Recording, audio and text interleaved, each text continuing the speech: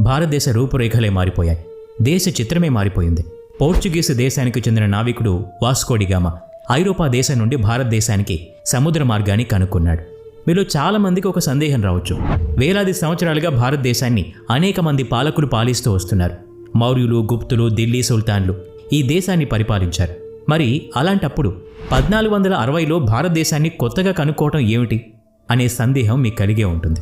భారతదేశంలోకి చొరబడి అనేక మంది తమ పరిపాలన కొనసాగించారు. వివిధ మార్గాల గుండా దేశంలోకి ప్రవేశించేందుకు ప్రయత్నించారు. కానీ పోర్చుగీసు దేశానికి చెందిన వాస్కో డి గామా ఐరోపా దేశం నుండి భారతదేశంలోని కేరళ రాష్ట్రంలోని కాలికట్ ప్రాంతానికి సముద్ర మార్గాన్ని కనుగొన్నాడు. అందుకే వాస్తవంలో భారతదేశాన్ని కనుక్కున్నది వాస్కో డి గామా అని చెప్తారు. ఆ సమయంలో అనేక వ్యవసాయ ఉత్పత్తుల్లో భారతదేశం ముందంజలో ఉండేది. ముఖ్యంగా మసాలా దినుసులు పండించడంలో ప్రపంచంలోనే ప్రత్యేకత కలిగిన దేశంగా ఉండేది. దాంతో భారతదేశంతో